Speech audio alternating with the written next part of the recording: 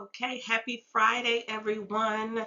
I wanted to come on today and really just talk about a case that touches both HR best practices and the responsibility of organizations to follow through on the principles that they teach.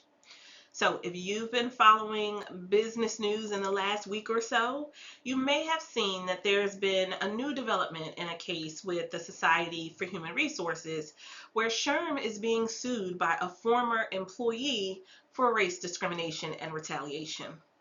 So, SHRM is one of the largest professional associations that is dedicated to HR management with more than 300,000 HR professional members globally. SHRM promotes HR best practices with a focus on a range of HR topics, right? So recruiting, onboarding, compliance with labor laws, workplace culture, diversity, equity, inclusion, compensation, and employee relations. SHRM also produces research, publications, and policy advocacy to influence workplace legislation and employment practices, as well as offering certification programs such as the SHRM CP, which is the Certified Professional, and the SHRM SCP, which is the Senior Certified Professionals, to really help HR professionals increase their knowledge and advance their careers. So SHRM has chapters and affiliates around the world and really has been considered a trusted voice in the HR industry, setting the standards for professional excellence and supporting HR leaders in creating better workplace environments. So let's get into this case, right? What is this case really about? The case was filed by a former SHRM employee who says that she was subjected to racial discrimination and retaliation by her supervisor. So, according to the lawsuit, the employee says that she faced harsher scrutiny and more intense supervision than her white colleagues on the team. The employee also said that her supervisor not only took credit for her work, she restricted her from managing her tasks independently, she undermined her contributions, and essentially set her up to be fired once the employee complained. So I've had an opportunity to read the former employee's original complaint, and here's really what she had to say about what happened. So the employee was hired in 2016. She had a documented history of stellar performance, often receiving, one of the two highest ratings that an employee can receive at SHRM. During her tenure, she was promoted twice, with the final promotion being into a senior role in her department. So after this last promotion, the employee started reporting to a new supervisor. And it was during this relationship that the employees noticed that her supervisor was treating her differently from her white peers.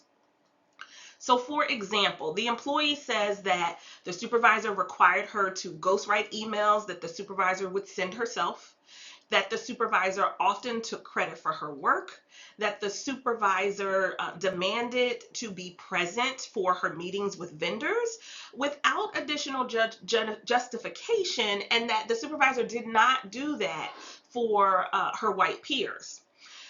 The employee also says that the supervisor withheld critical information about her projects. And so, according to the employee, in May of 2020, the supervisor justified kind of her excessive involvement by saying that the employee was not assertive enough to handle it on her own, which the employee's attorneys clearly says that these are comments from the supervisor that are really rooted in a perception of stereotypes against the employee. Okay, so it was after that statement that the employee really felt compelled to share her concerns with her leadership. She escalated the situation and filed a formal complaint in June of 2020, which, if we remember, this was a time when race and diversity issues were at the forefront of national conversations, right? So despite multiple conversations and mediation sessions with HR, with supervisors, with other SHRM leadership, the employee was ultimately terminated following an internal investigation in which SHRM said that the allegations were unfounded. right? So what are the issues here, right? If the allegations were unfounded, what are we talking about? So the case actually highlights some critical issues, particularly around uneven application of workplace policies and practices. So one of the core claims in the employee's lawsuit is that her supervisor, and ultimately SHRM, failed to fairly apply standards in managing their employees. Her supervisor's actions, as they are alleged in this complaint, reflect a pattern of bias, both in how tasks were delegated and how the employee's concerns were handled after she reported the discrimination.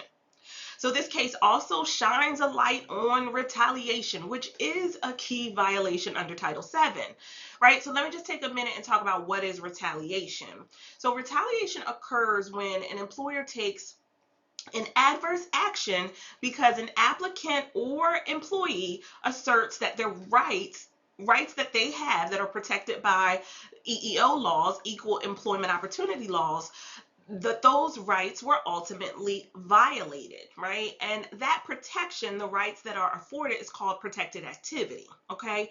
So in a case alleging that an employer took an adverse action because of some protected activity, legal proof of retaliation requires that, one, the individual engaged in prior protected activity, which in this case, the employee filing the complaint against the supervisor is the protected activity.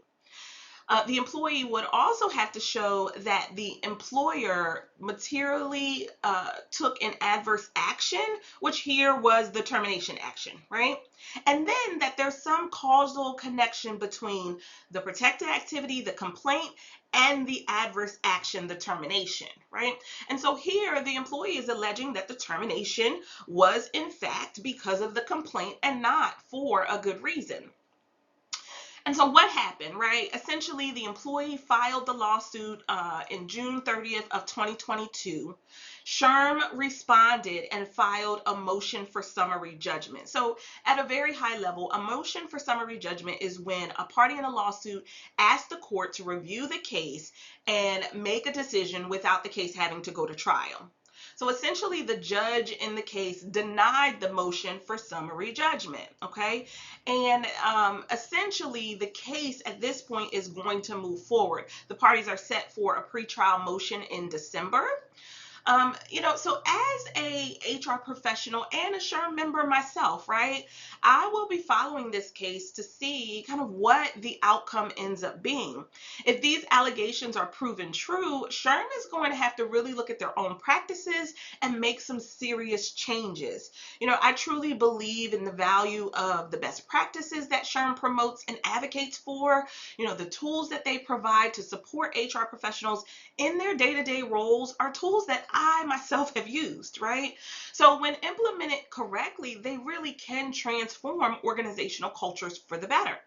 However, it is equally important for SHRM as an organization, especially as a leading HR organization, to really embody and uphold the very practices that they advocate for. So when those practices are not consistently followed, as the employee is alleging in this case, right, it really can lead to not only legal consequences, but also the erosion of trust and credibility in the field. This case is, to me, it's really significant because it serves as a reminder that, the best practices that we teach in HR must also be implemented from the top down. HR is about accountability, both to the employees who we support and the organizational values that we are there to uphold. So when we deviate from these standards, it has real impacts on the workplace culture, employee trust, and even the legal standing of the organization. So while this lawsuit is still pending, it is a clear example of how even organizations that promote HR best practices must really take steps to ensure that they are leading by examples. As HR professionals, it is our responsibility to advocate for the fairness and hold ourselves accountable to the standards that we know are right. I believe in the content that SHRM produces, right? I believe that it can foster inclusive, positive workplace environments, but only when those principles are consistently applied. So Thank you for watching today. If you are looking for support in creating a fair, compliant, inclusive workplace environment, please feel free to reach out to me at Cultivate HR Consulting. We are here to help with everything from policy development to managing your complex HR issues. You can contact us through the website, sign up for our newsletter to stay up to date with the latest tips, or connect with us on social media. Let's cultivate a stronger HR foundation together. Thanks again, and don't forget to subscribe.